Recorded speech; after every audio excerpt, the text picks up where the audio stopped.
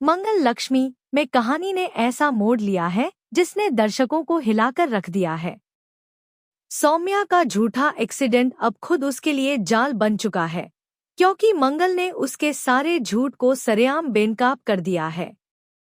जिस सौम्या ने खुद को मासूम और पीड़ित दिखाने की कोशिश की, अब उसी की असलियत सामने आने लगी है। मंगल को पहले दिन से शक था कि सौम्या का मासूम चेहरा सिर्फ एक मुखौटा है।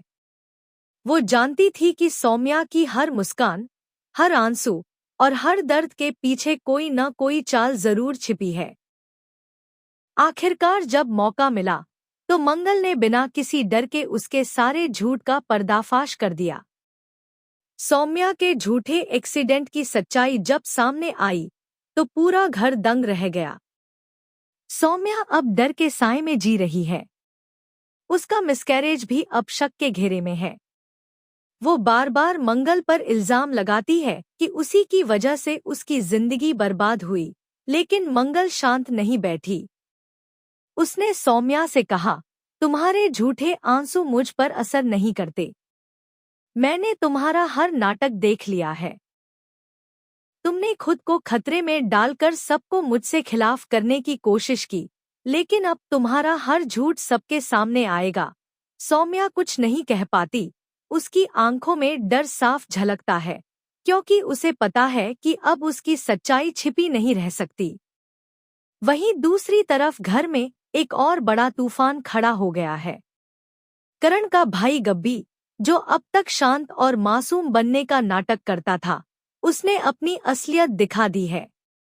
उसने अपनी भाभी लक्ष्मी पर गंदी नजर डाल दी और मौका देखकर उसके करीब आने की कोशिश की। लेकिन लक्ष्मी कोई कमजोर औरत नहीं है।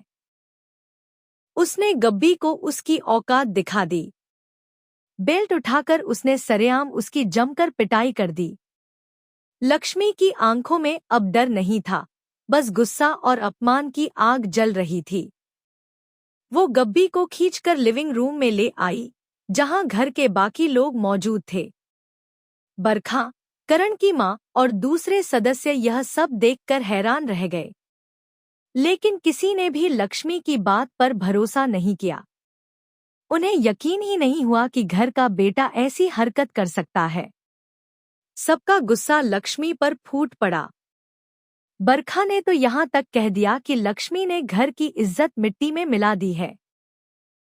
लेकिन जब लक्ष्मी ने हिम्मत से कहा कि अगर आज मैं चुप रह गई तो कल किसी और की इज्जत लूटी जाएगी, तब भी किसी ने उसका स